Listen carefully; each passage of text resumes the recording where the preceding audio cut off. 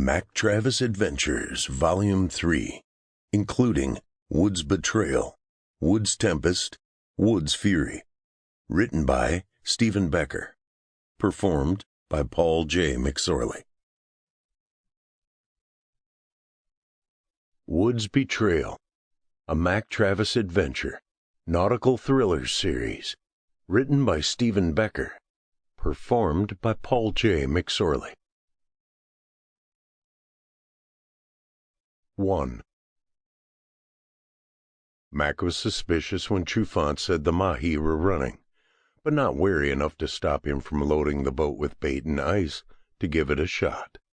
Trufante had come out in a small skiff this morning with the news and now waited for him on the trawler. His mate had several talents. Finding fish was one. Getting in trouble was another. Mac knew as early in the season, with the strong cold front that had come through last week, he suspected the fish were either far offshore or still southwest of the waters near Marathon, making it an expensive proposition to go after them. The better plan would be to wait patiently for the Gulf Stream to bring them to his door. But inactivity was not something Mac did well, and Trufante's prediction swayed him. He also knew from his 3 decades roaming the waters of the Florida Keys that fish seldom did what they were supposed to. Surviving on the small chain of islands was tough, and though known as a laid-back, mind-your-own-business kind of guy, Mac stayed busy by diversifying. Weather was always a factor here, and without a plan B, too many folks had nothing better to do than head to the bar when the wind blew. Besides being sought after for the more difficult salvage work that no one else would touch, he ran traps for lobster and stone crab, as well as fished whatever was in season.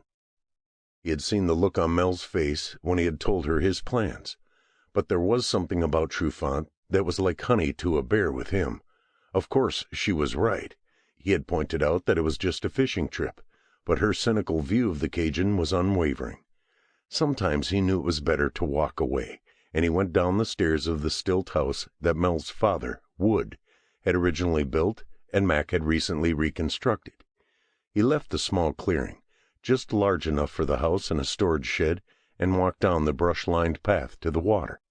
Wading into the warm gulf that was his backyard, he released the line from the lone pile guarding the unmarked cut to the island. Using the dive ladder, he climbed aboard the 42-foot custom trawler and glanced across the port rail, hoping Mel had come to say goodbye. But the small beach was empty. Resolving to check in later, he moved his focus to the water in front of him. The backside of the Florida Keys was like... Sample complete. Ready to continue?